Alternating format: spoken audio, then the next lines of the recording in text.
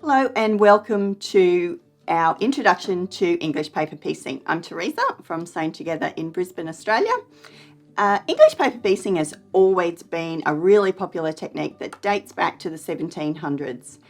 It's a really simple project, there are loads of different shapes and patterns, and it's easily achievable with just the simplest of tools.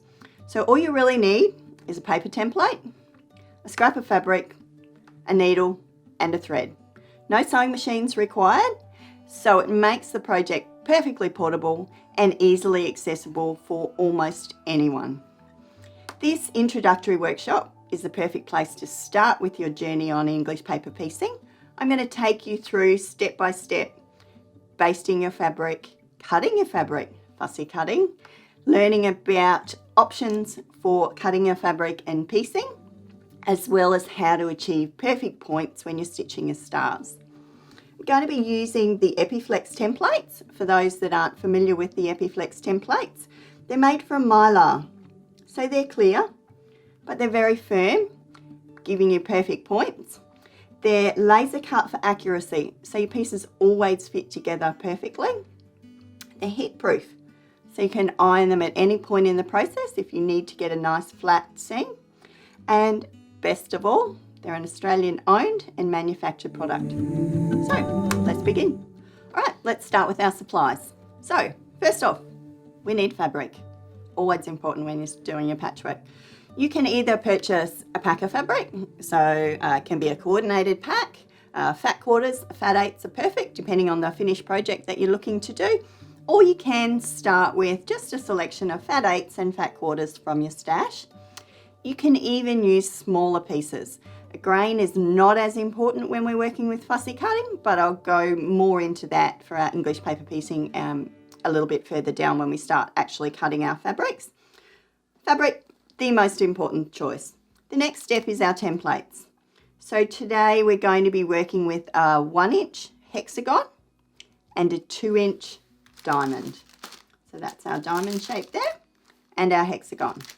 Now, all of these supplies are on a PDF, so you'll find that in your class requirements. So don't forget to download that. That's also got your purchasing information about it as well. So you can click on the links and purchase directly. International shipping is available as well. So we've got fabric, we've got templates. We will need a needle, obviously. There are a few different options for you with needles, which I'll talk about a little bit later. Thread. Now, my favourite sewing thread is bottom line thread, which is a polyester thread, but it's very, very fine. I'll talk about the process and why I choose this thread over some of the other threads a little bit later. We will also need something to cut our fabrics, so some scissors. So I have a larger, more fabric pair of scissors, as well as like a little thread snip size. You can cut your fabric with a rotary cutter and a ruler if you choose to. We'll go into that as well. Then also we have some marking tools. So I'm going to be using a permanent marker to mark our templates when we're fussy cutting, but we need to be able to mark our fabric. So you can either use a water-soluble pen, a good old-fashioned graphite pencil. For today's exercise, I'm actually going to be using a permanent marker so you can see where I'm marking, but I don't recommend that as a long-term option. I love my purple thing. So this is great when it comes to removing our templates. These are really handy little gadget. If you haven't got one in your sewing room, you need to invest in it.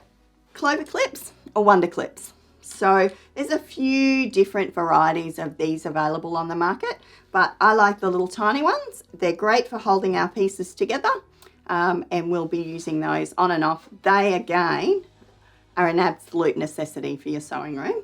So a few little optional extras. These are not necessities, but handy to have if you've already got them or if you want to splurge.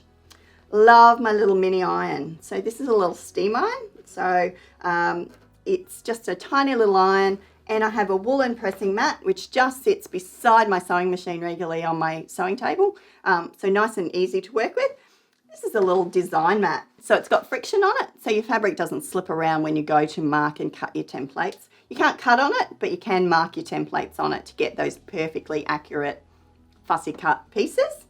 The other thing that's really handy that I don't have with me at the moment is a rotating cutting mat. So if you're looking for something to add to that gift list, a rotating cutting mat is perfect. We've got everything we need.